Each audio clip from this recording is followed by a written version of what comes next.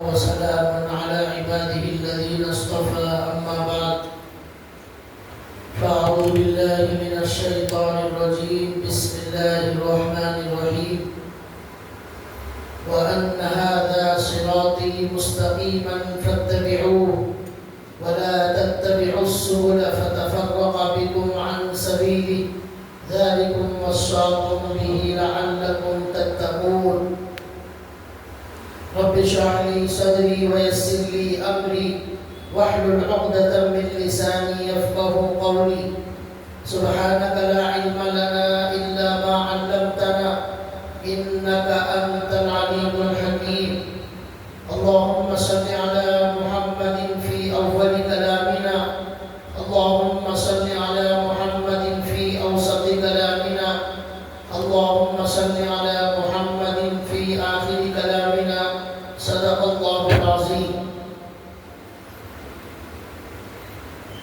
محترم دینی بھائیوں، قرآن کریم کی ایک آیت آپ کے سامنے تلاوت کی گئی ہے جس میں اللہ تعالیٰ نے یہ فرمایا وَأَنَّ هَذَا صِرَاطِي مُسْتَقِيمًا فَاتَّبِعُوهُ، بلا شبہ یہ میرا راستہ ہے، سیدھا راستہ ہے.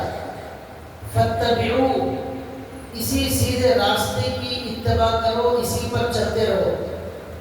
وَلَا تَتَّبِعُوا السُّبُلَ فَتَفَرَّقَ بِكُمْ عَنْ سَبِيلِهِ، اور اس سیدھے راستے کو چھوڑ کر غلط راستوں کی اتباع مت کرو، غلط راستوں پر مت چلو. فَتَفَرَّقَ بِكُمْ عَنْ سَبِيلِهِ، یہ غلط راستے تم کو اللہ کے راستے سے ہٹا دیں گے. ذَلِكُمْ وَصَّاكُمْ بِهِ لَعَلَّكُمْ تَتَّقُونَ، اللہ نے تم کو اس سیدھے راستے پر چلنے کی نصیحت کی ہے. لَعَلَّكُمْ تَتَّقُونَ، تاکہ تم غلط راستوں پر چلنے سے بچ جاؤ. اس آیت میں اللہ تعالیٰ نے یہ فرمایا ہے کہ ہمارے نبی صلی اللہ علیہ وسلم کو جو دین دیا گیا، جو اسلام دیا گیا، قرآن کے ذریعے، حدیث کے ذریعے، ہمارے نبی کے عمل کے ذریعے، وہ بالکل سیدھا راستہ ہے. اس پر چلنے والا سیدھا جنت میں جائے گا. اس راستے سے ہٹ کر اگر کوئی آدمی ادھر ادھر کے راستے پر چلے گا وہ اللہ تک نہیں پہنچے گا، وہ جنت تک نہیں جائے گا، وہ جہنم کا راستہ ہے. ایک آدمی یہاں سے دلی جانا چاہتا ہے، وہ دلی کے راستے پر جائے گا تو اسے دلی آئے گا، لیکن وہ دلی کا راستہ چھوڑ کر گجرات کے راستے پر جا رہا ہے تو کبھی بھی دلی آنے والا نہیں ہے. اسی طرح اللہ نے یہاں یہ سمجھایا آپ کی منزل اور آپ کا جو راستہ ہے وہ جنت تک جانے والا راستہ ہے، وہ بالکل سیدھا راستہ، صراطی مستقیمہ، سیدھا راستہ ہے، ادھر ادھر نہیں بھٹکنا ہے. وَلَا تَتَّبِعُوا السُّبُلَ، مختلف ادھر ادھر کے راستوں کی اتباع مت کرو، ان پر مت چلو.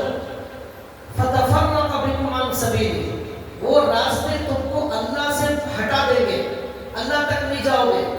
جنت کا وہ راستہ نہیں ہوگا، وہ جہنم کا راستہ ہے، وہ گمراہی کا راستہ ہے. یہ آیت میں اللہ نے یہ مضمون بیان فرمایا. اب ایک حدیث سنیے. اللہ کے رسول صلی اللہ علیہ وسلم نے فرمایا لَن تَضِلُّوا مَا تَمَسَّكْتُمْ بِهِمَا، تم لوگ ہرگز گمراہ نہیں ہو سکتے جب تک تم لوگ ان دو چیزوں کو مضبوطی سے پکڑے رہو گے. ایک اللہ کی کتاب اور ایک ہمارے نبی صلی اللہ علیہ وسلم کی سنت. ان کو جب تک مضبوطی سے پکڑے رہو گے تم کبھی ہرگز گمراہ نہیں ہو سکتے. لن تضلوا، ہرگز گمراہ نہیں ہو سکتے. لیکن ان کو چھوڑیں گے وہاں سے گمراہی کا راستہ شروع ہو جائے. یہ ہمارے نبی نے فرمایا. اور ہمارے نبی صلی اللہ علیہ وسلم اس امت پر بڑی شفقت کرنے والے، بڑی مہربانی کرنے والے. اس لیے جس طرح ایک باپ اپنے بچے کو سمجھاتا ہے، کس طرح سمجھاتا ہے، بچے کو بار بار سمجھاتا ہے، ایک ہی بات 10 بار بچے کو سمجھاتا ہے کہ اس طرح آپ کو اسکول جانا ہے، راستے میں ذرا دیکھ کر چلنا ہے اور گاڑی بڑا آہستہ چلانا ہے اور یہ کرنا ہے، ناشتہ لینا ہے، یہ کرنا ہے، وہ کرنا ہے، یہ غلط کام نہیں کرنا ہے، یہ بچے کو بار بار سمجھاتا ہے۔ اس طرح ہمارے نبی صلی اللہ علیہ وسلم نے اس امت پر رحم کرتے ہوئے، مہربانی کرتے ہوئے ہر چھوٹی چھوٹی چیز ہمارے نبی نے سکھائی تاکہ ان کو سیدھا راستہ ملے، یہ غلط راستے پر نہ چل پڑے۔ ہمارے نبی نے بیت الخلا جانے کا طریقہ سکھایا، وہاں بیٹھنے کا طریقہ بھی سکھایا، پاکی لینے کا طریقہ بھی ہمارے نبی نے بتایا، وہاں سے واپس آنے کا طریقہ بتایا، کپڑے پہننے کا طریقہ بتایا، پھر عبادت کے اندر نماز کا مکمل طریقہ بتایا، ہاتھ کیسے اٹھائے جائیں گے، انگلیاں کیسی کہاں رکھی جائے گی، سجدے میں انگلیاں ملا کر رکھنا ہے، سجدے میں تو، اور رکوع میں انگلیاں کھول کر رکھنا سنت، سجدے میں ملا کر رکھنا سنت، یہ تک ہمارے نبی نے سکھایا۔ اور رکوع میں کیسی کمر کیسی ہونی چاہیے، بالکل سیدھی ہونی چاہیے، اور یہ ران پیٹ سے الگ ہونا چاہیے، اور پیر زمین پر ٹکے رہے، پیروں کو اٹھا کر سجدہ نہ کیا جائے۔ اتحیات میں کیسے بیٹھنا ہے، ایک پیر بچھانا ہے، ایک پیر کھڑا رکھنا ہے، یہ ساری چیزیں ہمارے نبی نے سکھائی۔ ہاتھ باندھنے کا طریقہ کیسا ہے یہ سکھایا۔ نماز کے اندر 50 پر 1 سنتیں، یہ پورا طریقہ 50 پر 1 سنتوں کے اندر ہمارے نبی نے نماز کا سکھایا۔ وضو میں 18 سنتیں، 18 سنتوں کے بعد وہ وضو مکمل ہوتا ہے، ہمارے نبی نے سکھایا۔ کلی کیسے کرنا ہے، ناک میں پانی کیسے ڈالنا ہے، اور ہاتھ کیسے دھونا ہے، کتنی مرتبہ دھونا ہے، ناک کیسے صاف کرنا ہے، سب کچھ ہمارے نبی نے سکھایا۔ ایک چھوٹے بچے کو سکھانے کی طرح ہمارے نبی نے اس امت کو سب کچھ سکھایا، کوئی چیز نہیں چھوڑی۔ روزے کی پوری تفصیلات، نماز کی پوری تفصیلات، حدیث کی کتابوں میں کتاب الصلاۃ، حدیث کی کتاب میں آتا ہے نماز کا بیان، نماز کا پورا بیان، کتاب الزکات، زکات کا بیان، زکات کی پوری تفصیلات، اس طرح کتاب البیوع، تجارت کی پوری تفصیلات، کیا حلال ہے کیا حرام ہے، یہ پوری تفصیلات، کوئی چیز ہمارے نبی نے اب نہیں چھوڑی۔ اب اللہ نے قرآن میں آیت نازل کی، الیوم اکملت لکم دینکم واتممت علیکم نعمتی، اب دین مکمل ہو گیا، اسلام مکمل ہو گیا، اب کسی کو بھی اپنی طرف سے نہ اضافہ کرنے کی ضرورت ہے نہ کمی کرنے کی ضرورت ہے، یہ مکمل ہو گیا، اس پر مہر ہمارے نبی نے مہر لگا۔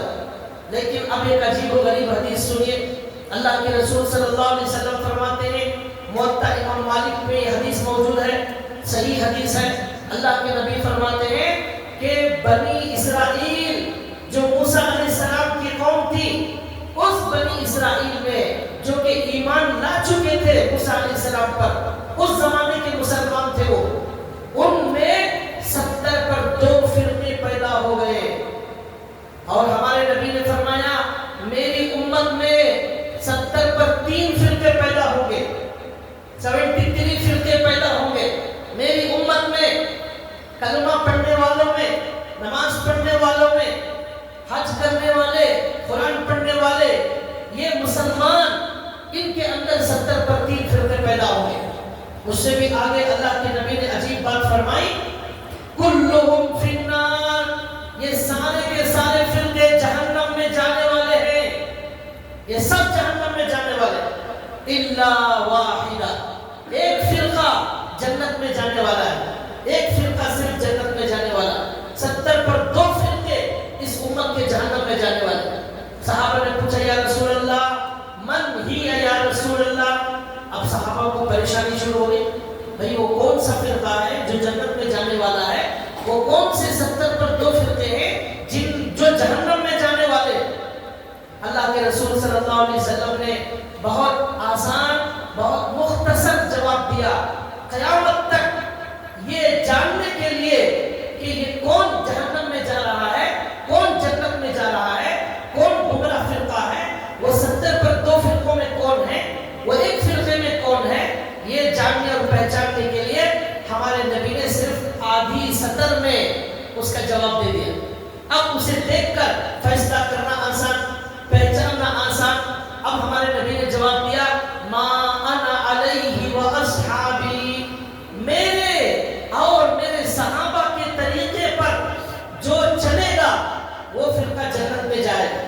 اور مجھے اور میرے صحابہ کے طریقے کے خلاف کوئی نیا کام دین میں شروع کرے گا وہ فرقہ جہنم میں جانے والا ہے. یہ پہچاننا بڑا آسان ہو گیا.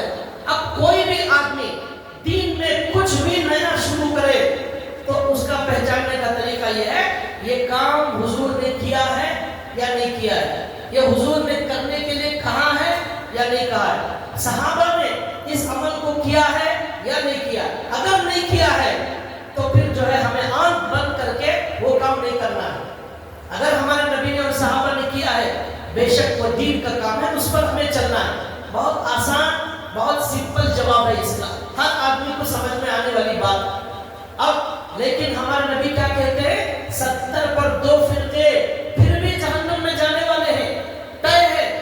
یہ کون لوگ ہیں, یہ کیا کرتے ہیں, یہ 70 پر 2 فرقے والے کوئی بھی نیا کام شروع کریں گے وہ کہیں گے کسی حضرت کا حوالہ دیں گے, وہ حضرت نے سکھایا, اور کسی پیر کا حوالہ دیں گے, وہ پیر صاحب نے بتایا. حضور کا حوالہ نہیں دیں گے, صحابہ کا حوالہ نہیں دیں گے, کتاب میں نہیں دکھائیں گے, حدیث میں قرآن میں نہیں دکھائیں گے, نہیں تو پیر صاحب کا حوالہ یا حضرت کا حوالہ یا وہ نیا کام ابھی 50 سال 100 سال سے شروع ہوا ہے, یہ 1400 سال سے نہیں آ رہا ہے, معلوم ہو گیا کہ یہ بدعت ہے, یہ گمراہی ہے, غلط راستہ ہے. تو اس لیے حضرت حذیفہ ابن الیمان رضی اللہ تعالیٰ عنہ نے کہا کہ اے لوگوں, بعد میں آنے والے لوگوں, تمہیں نیا کچھ بھی کرنے کی ضرورت نہیں ہے, جو کچھ کرنا تھا وہ عمل صحابہ نے کر لیا, اب تمہیں کچھ کرنے کی ضرورت نہیں ہے. صحابہ نے جتنا کیا ہے اتنا عمل کرو, بس تمہاری نجات کے لیے کافی ہے. اب اگر صحابہ اکرام نے کچھ بھی باقی نہیں چھوڑا ہے, جتنے سنتیں, جتنے نوافل, جتنے مستحبات, جتنے واجبات, جتنے فرائض موجود تھے ان سب پر صحابہ نے عمل کر لیا, اب کچھ بھی باقی نہیں چھوڑا. اب انہوں نے جو کیا ہے وہ تم کرو, مزید اپنی طرف سے مت کرو, اور یہ مت کہو کہ ہمارے بڑے ایسا کرتے تھے, ہمارے دادا کا طریقہ یہ چلا رہا ہے, ہمارے گھر میں شادی میں ایسا رسم و رواج ہوتا ہے, ہماری نانی کا یہ حکم ہے, یہ گھر میں ایسا کرنا ہے ویسا کرنا ہے. اب نانی کی شریعت چلنے والی نہیں ہے, اب دادا کی شریعت نہیں چلے گی, اب نانا کا قانون نہیں چلے گا, اب قرآن کا قانون چلے گا, اب اللہ کے نبی کا قانون چلے گا. مکے کے کافروں کو جب ہمارے نبی نے ایک اللہ کی دعوت دی تو انہوں نے بھی یہی کہا انا وجدنا آباءنا کذالک یفعلون, ہمارے باپ دادا ایسے ہی کرتے تھے, ہمارے بڑے ایسا کرتے تھے. تو اللہ نے قرآن میں جواب دیا اولو جئتکم باہدی مما وجدتم علیہ آباءکم, تمہارے باپ دادا جو کرتے تھے اس سے اچھا طریقہ ہم لا رہے ہیں, اب چھوڑو اس کو, باپ دادا کا طریقہ اب نہیں چلے گا. باپ چور ہے, بیٹا چور نہیں بنتا, باپ شرابی ہے, بیٹا شرابی نہیں بنتا, باپ جو ہے ڈاکو ہے, بیٹا ڈاکو نہیں بنتا, عقل استعمال کرتا ہے اور صحیح راستے کا انتخاب کرتا ہے. تو قرآن نے سمجھایا تمہارے باپ دادا مشرک, کافر, جہنمی, غلط راستے پر تھے, ہمارے نبی تم کو صحیح راستہ بتا رہے ہیں, اس لیے باپ دادا کا حوالہ اب چلنے والا نہیں ہے. ایسا چلتا تھا, ایسا ہمارے گھر میں چل رہا ہے, ایسا بڑے کرتے ہوئے آ رہے ہیں, یہ سب بند. اب کوئی شریعت نہیں چلے گی, کسی کا نہیں چلے گا.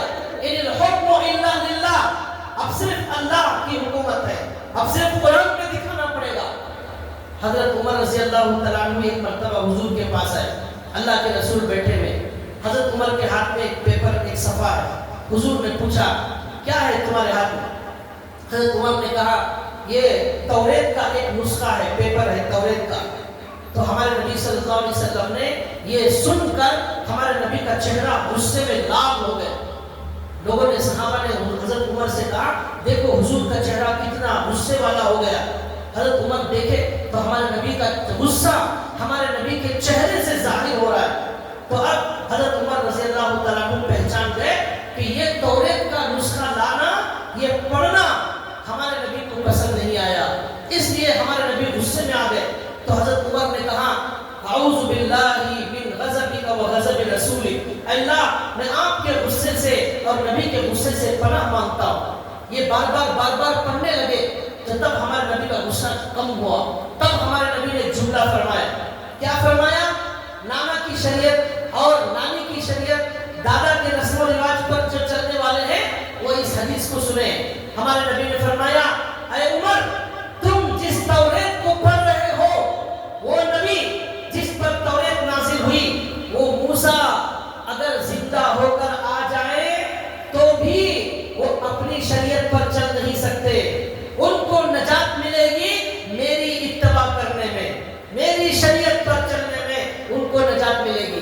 وہ بھی اپنے توریت پر، اپنے قانون پر عمل نہیں کریں گے، ان کو بھی میری اتباع کرنا پڑے گا، میری لائی ہوئی شریعت پر چلنا پڑے گا. یہی ان کے لیے بھی صحیح راستہ ہوگا. تو آپ اندازہ کیجئے موسیٰ علیہ السلام نبی ہیں، ان کے اوپر الگ شریعت نازل ہوئی ہے، وہ بھی آ جائیں گے تب بھی ہمارے نبی کی اتباع کرنا پڑے گا. تو اب موسیٰ علیہ السلام کی بھی اتباع نہیں ہو سکتی، تو اب ہمارے بڑوں کی اور غلط سلط پیروں کی اور غلط علماء سو کی اتباع کریں گے تو پھر یہ جہنم میں جانے کا راستہ ہوگا. آج کیا ہو گیا؟ جس طرح علماء اچھے ہیں اس طرح علماء غلط راستہ بتانے والے بھی. اللہ کے نبی نے فرمایا علماء سو غلط راستہ بتانے والے. ہمیں کیا کرنا ہے؟ جس طرح ڈاکٹر کو اچھے ڈاکٹر کو تلاش کرتے ہیں، اچھے ٹیلر کو تلاش کرتے ہیں اور حجام بھی اچھا تلاش کرتے ہیں، تو اس طرح ہمیں بھی کیا کرنا ہے؟ اچھے عالم سے دین لینا ہے. غلط جگہ سے دین لیں گے، جاہل سے دین لیں گے، ہم بھی گمراہ ہوں گے، وہ بھی گمراہ ہوگا. اللہ کے نبی نے فرمایا قیامت کے قریب کچھ جاہل لوگ آئیں گے اور لوگوں کو غلط راستہ بتائیں گے اور وہ غلط راستے پر چلیں گے. گمراہی کا راستہ، بدعت کا راستہ، یہ اللہ کو پسند آنے والا راستہ نہیں ہوگا. اس طرح آج کا زمانہ ہے بھائیوں، اس زمانے میں ہر آدمی مفتی بن گیا ہے، ہر آدمی محدث بن گیا ہے، ہر آدمی پیر بن گیا ہے. ان کے غلط راستے پر چلیں گے، گمراہ ہوں گے. جیسے غلط ڈاکٹر کو چن لیا جان جائے گی، غلط رہبر کو چن لیا ایمان چلا جائے. اس طرح جان کر پہچان کر اللہ کے نبی نے کہا فانظروا عمن تأخذون دینکم، تم جس سے دین حاصل کر رہے ہو اچھی طرح دیکھو کہاں سے تمہیں دین آ رہا ہے. کہیں تم غلط جگہ سے تو دین نہیں لے رہے ہو. یوٹیوب کے اندر آج کل بہت سارے گمراہ فرقے آ گئے. ایک فرقے کا نام ہے گوہر شاہی فرقہ. ابھی 8 دن پہلے ٹنکپور میں ایک عورت جو ہے اس فرقے کو ماننے والی ہو گئی، نیوز میں آیا تھا. ان کا عقیدہ کیا ہے؟ ایک آدمی ہے پڑوسی ملک میں، اس کو اللہ نے خدا بنا کر بھیج دیا ہے، وہ خدا، اس کا نام گوہر شاہی. اور اس کے لیے لوگ یہاں بیٹھ کر صرف یوٹیوب میں دیکھ کر مرتد ہو رہے ہیں. اب ہمارے عالموں کی ہماری کوئی اوقات باقی نہیں ہے، کوئی قدر باقی نہیں ہے عالم کی اور حافظ کی اور مفتی صاحب کی. ہمارے عالم، ہمارے حضرت جن کو ہم زمانے سے دیکھ رہے ہیں، بڑا مضبوط علم ہے، ان سے پوچھنا نہیں چاہتے. محلے کے اندر عالم موجود ہے، مستند عالم ہے، لیکن ہم ان کے پاس جانا نہیں چاہتے. ہم نے یوٹیوب کے دیکھ کر آج لوگ مرتد ہو رہے ہیں. ایک صاحب مسجد میں بیٹھ کر نماز پڑھ رہے تھے، 12:15 بجے کا وقت تھا دوپہر کا. میں ان کے پیچھے بیٹھا تھا. 12:15 بجے دوپہر کے انہوں نے رکعت باندھی، 2 رکعت نفل نماز پڑھ رہے ہیں. 12:15 بجے 12:20 کو جو ہے زوال کا وقت ہے، اور زوال کے وقت سے پہلے اور بعد میں نماز پڑھنا جائز نہیں ہے، مکروہ ہے. سب کو معلوم ہے سورج طلوع ہوتے وقت، سورج جب بیچ میں آ جائے 12:20 وہ آگے پیچھے ہوتا ہے وقت، اور مغرب میں جب سورج طلوع ہوتا ہے نماز پڑھنا منع ہے. میں نے ان سے بڑے ادب سے کہا حضرت آپ جو نماز پڑھ رہے تھے یہ مکروہ وقت ہے، اس میں نماز پڑھنا صحیح نہیں ہے، ابھی سورج زوال ہونے والا ہے. وہ کہنے لگے نہیں میرے ایپ میں ایسا ہی ہے، پڑھ سکتے ہیں. وہ ایپ ان کا جو ہے مفتی ہے، وہ ایپ ہی ان کا عالم ہے، وہ انٹرنیٹ ان کا مفتی. وہ بنانے والا ایپ شیطان ہوگا یا فرعون ہوگا، وہ پتہ نہیں ان کو. وہ کہہ رہے ایپ کے اندر لکھا ہوا ہے اس میں نماز پڑھ سکتے ہیں. میں نے کہا میں آپ کو اللہ کے نبی کی حدیث دکھا دیتا ہوں، آپ حدیث پر عمل کیجئے، آپ پر کیوں عمل کر رہے ہیں؟ تو مجھے بولنے لگے یہ حدیث بولنے والے، لکھنے والے علماء، یہ کتابیں سب غلط. آپ مجھے بول رہے ہیں آپ غلط جو ہے انفارمیشن مت کیجئے، غلط راستہ مت بتائیے. میرے پاس ایپ ہے، میں اسی کو फॉलो करता हो, ये मुझे बोलने लगे। ये अभी 10 दिन पहले का किस्सा आपको सुना रहा हूँ। बताना क्या है भाइयों, आज उलमा हक की कोई औकात, कोई कदर हमारे दरमियान बाकी नहीं है। उनसे दीन सीख कर, उनसे पूछ कर अमल करने का जज्बा खत्म हो गया। इसलिए आज 70 पर 2 फिरके जो जहन्नम में जाने वाले हैं, उनके अंदर लोग भाग रहे हैं, तेजी से भाग रहे हैं। अब उनको उसकी वजह यही है कि उन्होंने सही दीन इल्म हासिल नहीं किया, सही उलमा से राब्ता नहीं रखा, दीन पूछ कर अमल नहीं किया, अपनी मर्जी से गलत रास्ते पर, गलत लोगों के रास्ते पर चलने लगे, वो गुमराह हो गए, उनका पूरा घर गुमराह हो गया। अब ऐसे लोग मुर्तद भी हो जाएंगे, मुनाफिक भी हो जाएंगे। इसलिए भाइयों, ये मजमून बड़ा अहम मजमून है। आज के जमाने में आपका किसी न किसी मोतबर आलिम से राब्ता होना जरूरी है, वरना इसी तरह लोग गुमराह होंगे।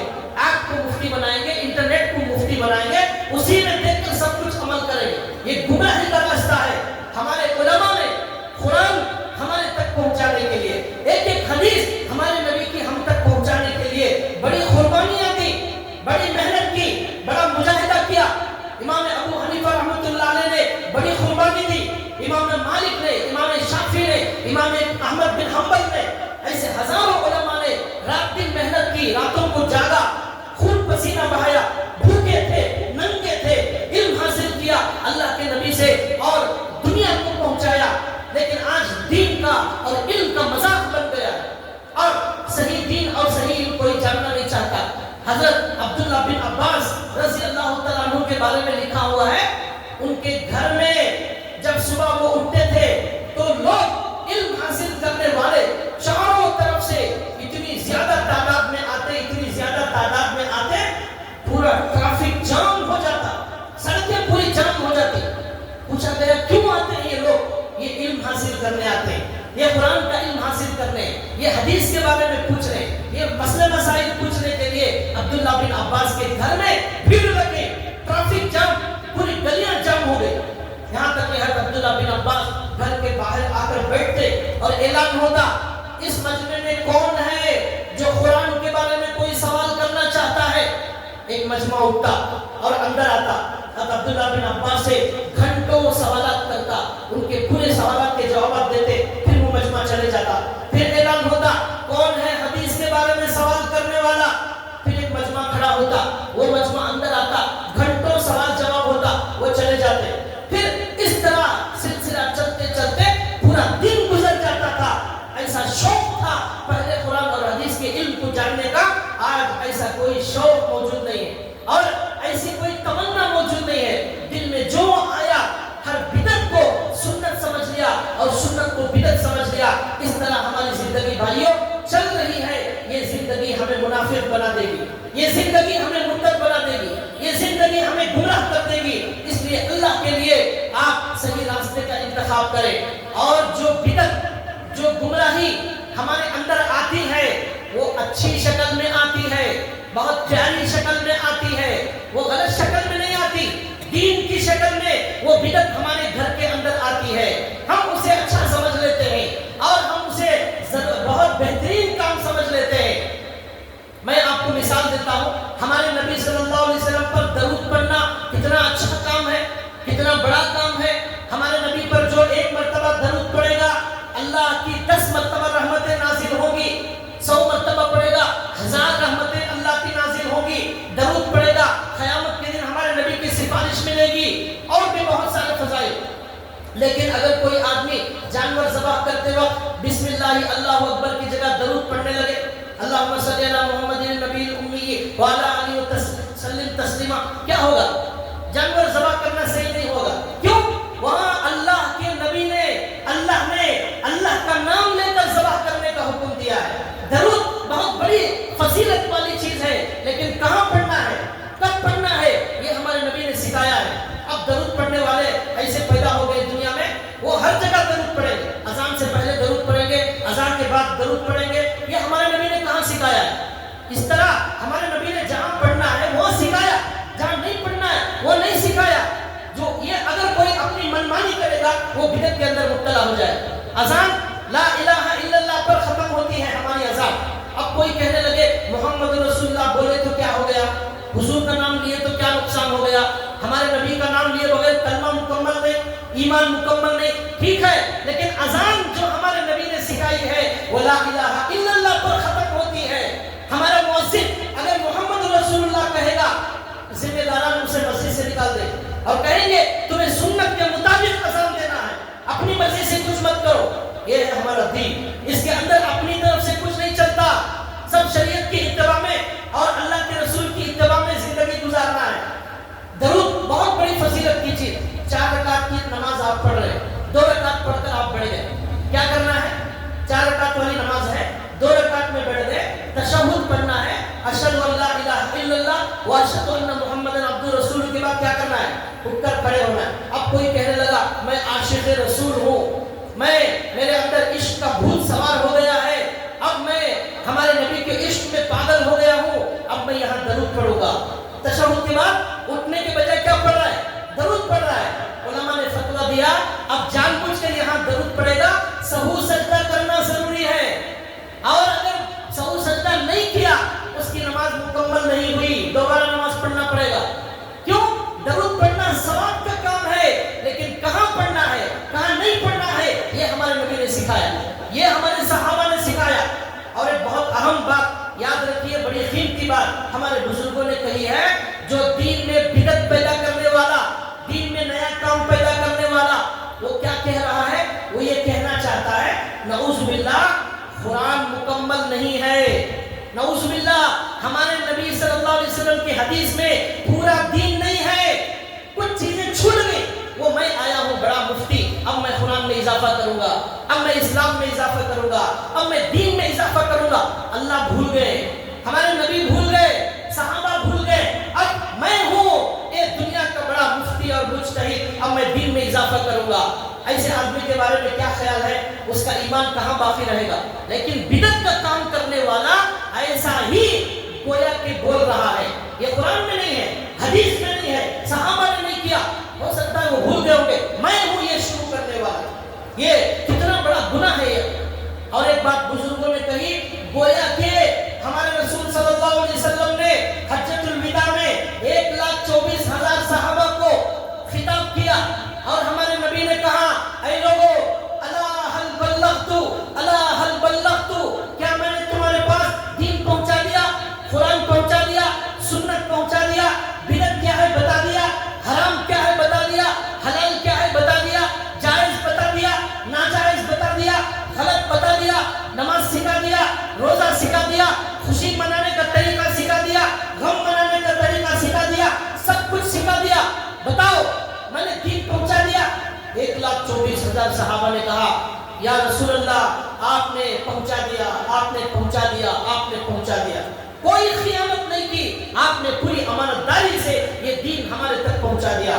اور کبھی کوئی حکم آیا پھر وہ حکم کینسل ہو گیا، منسوخ ہو گیا، اللہ کے نبی نے وہ بھی بتا دیا پہلے یہ حکم تھا اب یہ حکم نہیں ہے، اللہ نے ختم کر دیا ہے۔ مثال کے طور پر ایک حکم ہے 28ویں پارے میں اللہ نے کہا یا ایھا الذین آمنوا اذا ناجیتم الرسول فقدموا بین یدی نجواکم صدقہ، اے لوگو ہمارے نبی سے اگر بات کرنا ہے تو قانون یہ ہے کہ پہلے صدقہ دو، بعد میں جا کر حضور سے بات کرو۔ لیکن یہ حکم بعد میں منسوخ ہو گیا، ختم کر دیا اللہ نے۔ اس کے بعد اگلی آیت میں اللہ نے کہا کہ اب تمہیں صدقہ دینے کی ضرورت نہیں ہے، یہ اللہ نے ختم کر دیا، یہ بھی حضور نے بتا دیا۔ دیکھو یہ حکم تھا اب نہیں ہے، یہ ساری تفصیلات ہمارے نبی صلی اللہ علیہ وسلم نے بتا دی۔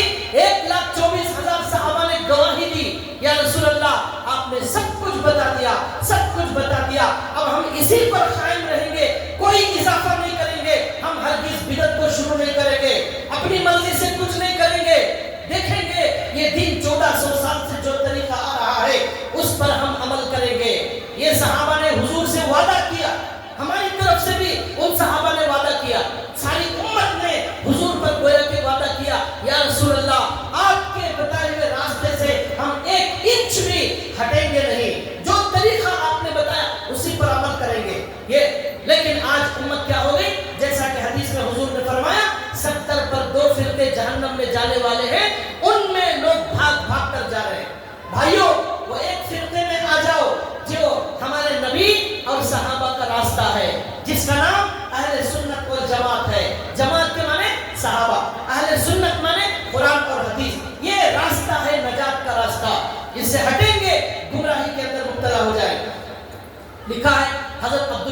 عمر رضی اللہ تعالیٰ عنہ، حضرت عمر رضی اللہ تعالیٰ عنہ کے بیٹے، ان کے بارے میں لکھا ہے ایک مرتبہ مسجد میں گئے. جب مسجد میں گئے تو وہاں اذان ہو گئی. اذان ہونے کے بعد نماز کھڑنے سے پہلے مؤذن صاحب لوگوں کو پھر نماز کے لیے بلانے کے لیے کہنے لگے الصلاۃ الصلاۃ، نماز نماز، مطلب لوگوں کو پھر بلانا چاہ رہے تھے نماز کی طرف. اس لیے انہوں نے، اس زمانے میں مائک تو نہیں تھا، لیکن جہاں اذان دیتے تھے وہی گویا کہ کھڑے ہو کر لوگوں کو اذان کے بعد پھر گویا کہ لوگوں کو مسجد میں بلایا. کیا بلایا؟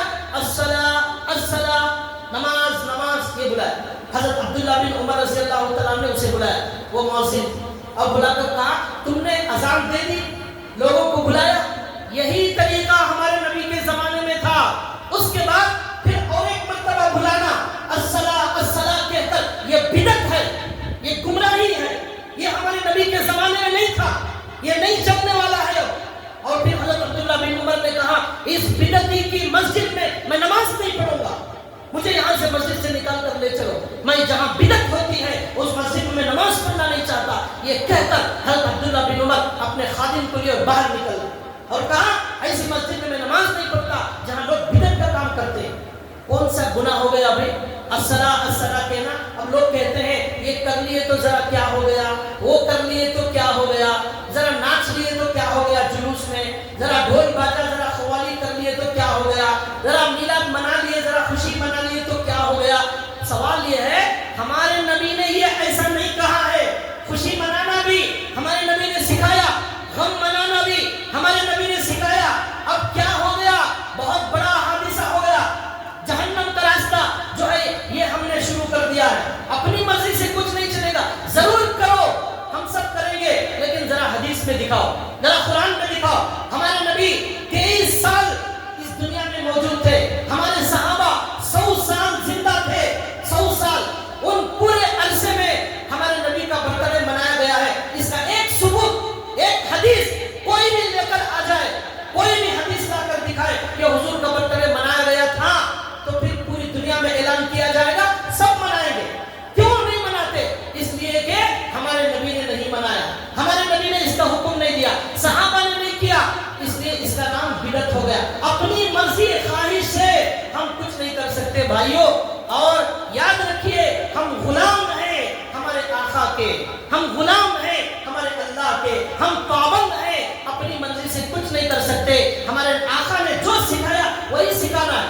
اب یہاں لوگ کہتے ہیں صحابہ کے زمانے میں مائک بھی نہیں تھا، صحابہ کے زمانے میں کار بھی نہیں تھی، صحابہ کے زمانے میں پلین نہیں تھی، صحابہ کے زمانے میں یہ جھومر نہیں تھا اور پائپ نہیں ہوتا تھا، یہ گرینیٹ نہیں تھا، یہ سب ہو رہا ہے.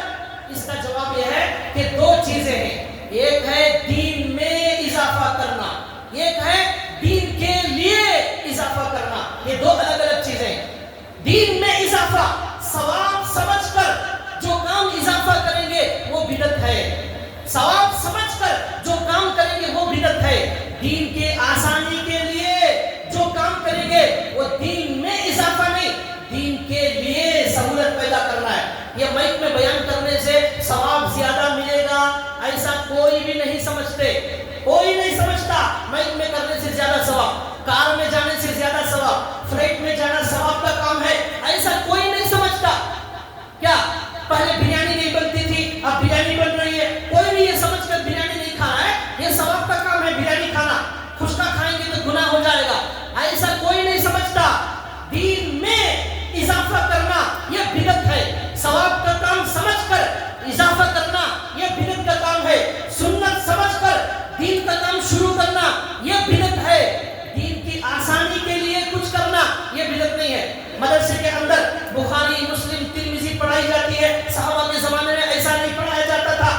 اب وہ مدرسے والے یہ سمجھ کر نہیں کر رہے یہ گھنٹیاں اس طرح پڑھانا یہ نظام یہ ثواب کا کام نہیں. دین کو سمجھنے کے لیے شکلیں الگ الگ ہو سکتی ہیں، لیکن دین کا کام سمجھ کر اضافہ کریں گے، سنت سمجھ کر اضافہ کریں گے وہ بدعت میں شامل ہو جائے، اس کی ہمیں اجازت نہیں ہے. یہ باریک فرق ہمیں سمجھنے کی ضرورت ہے. علماء سے تعلق ہوگا، علم سے تعلق ہوگا، تب ہمیں یہ سب باتیں سمجھ میں آئیں گی.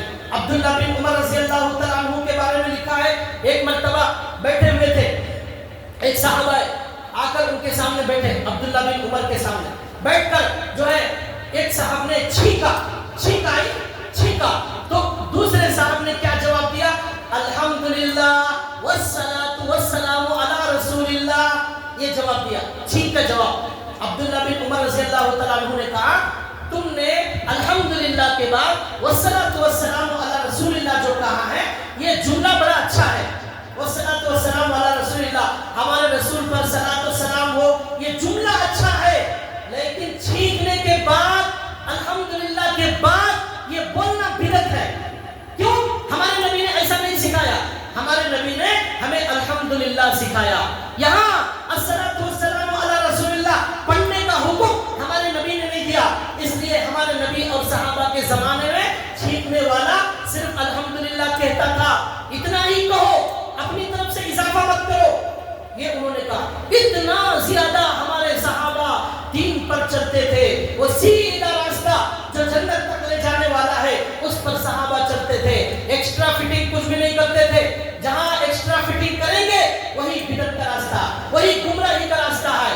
اس لیے بھائیوں اس مضمون کو بڑے ٹھنڈے دماغ سے غور سے سنیں گے، سمجھیں گے، بات سمجھ میں آ جائے گی، اور آپ کو اور ہمیں محنت کرنا ہے کہ ہمارے سارے بھائی، ہمارے سارے مسلمان بھائی سیدھے راستے پر آ جائے، سارے لوگ بدعت کو چھوڑ دے، ہمارے نبی کا سنت کا اور صحابہ کے راستے پر چلنے والے بن جائیں۔ یہ فکر ہونا چاہیے، دین مٹ رہا ہو، بدعت پھیل رہی ہو، ہم آرام سے سکون سے بیٹھ جائیں، ہمیں کوئی پریشانی نہ ہو، یہ غلط بات ہے۔ ہمارے نبی نے کہا من رأى منکم منکرا فلیغیرہ بیدہ، جو آدمی غلط کام کو دیکھے ہاتھ سے روک سکتا ہے وہ ہاتھ سے روکے، جو زبان سے روک سکتا ہے وہ زبان سے روکے، زبان سے نہیں روک سکتے اس کام کو اپنے دل میں برا سمجھو، دل میں بھی برا نہیں سمجھتے، یہ ایمان کا کمزور ترین درجہ ہے۔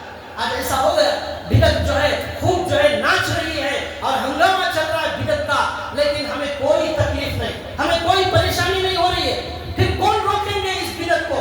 پھر یہ بدعت سنت کا جنازہ نکل جائے گا۔ اس دین کی حفاظت کرنا ہماری اور آپ کی ذمہ داری ہے۔ ہمارے زندہ رہتے ہوئے کوئی بدعت نہیں شروع کر سکتا۔ حضرت ابو بکر نے کہا اَيُنْقَصُ الدِّينُ وَأَنَا حَيٌّ، میرے زندہ رہتے ہوئے دین کو کوئی بگاڑ نہیں سکتا۔ لیکن آج ہمارے جنازے سنت کے گھروں سے نکلتے ہیں، ہمارے گھر میں رسم و رواج، ہمارے محلے میں بدعت، ہماری مسجد میں بدعت ہوتی ہے، ہمیں کوئی فکر نہیں ہوتی، ہمیں کوئی تکلیف نہیں ہوتی۔ یہ تکلیف ہونا چاہیے، یہ فکر ہونا چاہیے، جو ہاتھ سے روک سکتے وہ ہاتھ سے روکے، اور جو زبان سے روکتے زبان سے روکے، یہ ہماری ذمہ داری ہے۔ صحابہ اکرام نے ہمیں ایسا ہی سکھایا۔ ایک مرتبہ عبداللہ بن مسعود رضی اللہ تعالیٰ عنہ مسجد میں گئے، جا کر دیکھا ایک مجمع بیٹھا ہوا ہے، کیا کر رہا ہے وہ مجمع؟ ایک آدمی پڑھا رہا ہے لا الہ الا اللہ، پورا مجمع بول رہا ہے لا الہ الا اللہ، پھر یہ آدمی پڑھاتا ہے لا الہ الا اللہ، پھر وہ سب لوگ مل کر ایک آواز میں پڑھتے ہیں لا الہ الا اللہ۔ اب بتائیے یہ کون سا گناہ کا کام ہے؟ لا الہ الا اللہ۔ لیکن حضرت عبداللہ بن مسعود آئے اور آ کر اس مجمع کے سامنے کھڑے ہو گئے، انہوں نے کیا کہا؟ اے لوگوں، تم نے ہمارے نبی صلی اللہ علیہ وسلم کے جاتے ہی فوراً بدعت کا کام شروع کر دیا۔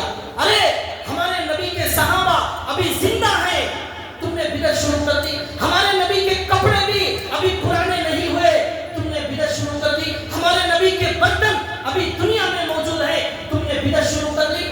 اور کہا سنو، میں عبداللہ بن مسعود بول رہا ہوں، میں کون ہوں؟ میرے بارے میں حضور نے کہا ہے کہ عبداللہ بن مسعود جو بھی بیان کرے اسے قبول کرو۔ بہت بڑے عالم تھے عبداللہ بن مسعود، ان سے بارے میں حضور نے کہا یہ جو بھی حدیث بیان کرے اس پر عمل کرو، اور ان کے بارے میں کہا ان کی پنڈلیاں اتنے وزنی ہوں گی قیامت کے دن، احد پہاڑ سے زیادہ وزنی ہوں گی۔ بہت بڑے عالم، انہوں نے کہا کہ اس طرح ذکر کرنا ہمارے نبی اور صحابہ نے نہیں سکھایا، یہ بدعت ہے۔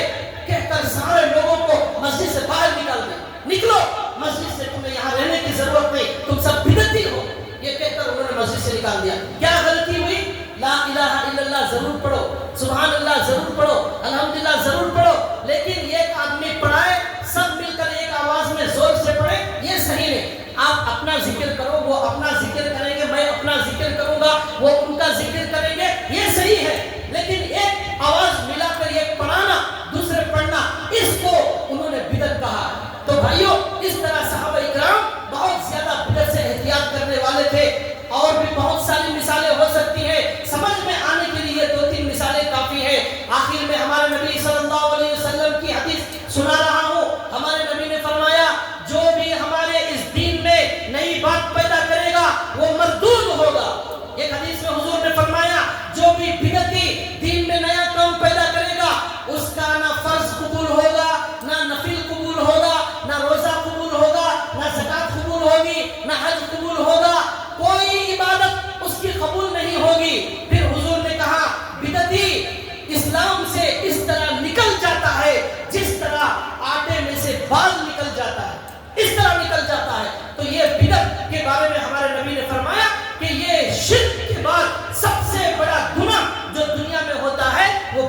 وہ بدعت سنت کی شکل میں آتی ہے، درود کی شکل میں آتی ہے، ذکر کی شکل میں آتی ہے، تو بھائیو اس عنوان کو بہت اچھی طرح دل میں بٹھانے کی ضرورت ہے۔ اس سے بچنے کا واحد طریقہ یہ ہے کہ ہم دین کے بارے میں منمانی نہ کریں۔ ڈاکٹر سے علاج کراتے ہیں، کینسر آ گیا، کینسر والا حجام کے پاس نہیں جاتا، حجام صاحب آپ مجھے کینسر ہو گیا علاج کرو، ٹیلر صاحب مجھے کینسر ہو گیا علاج کرو، نہیں، اچھے ڈاکٹر کے پاس جاتے ہیں۔ اسی طرح دین لینے کے لیے بھی آپ کو بہت اچھے عالم سے دین سیکھنا ہے۔ آپ جس طرح آپ غلط ڈاکٹر کو چنیں گے آپ کی جان کا خطرہ ہے، غلط جگہ سے دین لیں گے ہمارے ایمان کا خطرہ ہے۔ اللہ سے دعا ہے اللہ تبارک و تعالی ہمیں صحیح دین پر چلنے کی توفیق عطا فرمائے، ہمیں سیدھے راستے پر اللہ چلنے کی توفیق عطا فرمائے۔ جو راستہ 1450 سال سے چلا آ رہا ہے، جس پر ہمارے ہزاروں علماء چلتے ہوئے آ رہے، وہی نجات کا راستہ ہے۔ اللہ ہمیں اسی پر چلنے اور جینے مرنے کی توفیق عطا فرمائے۔ وما علینا الا البلاغ۔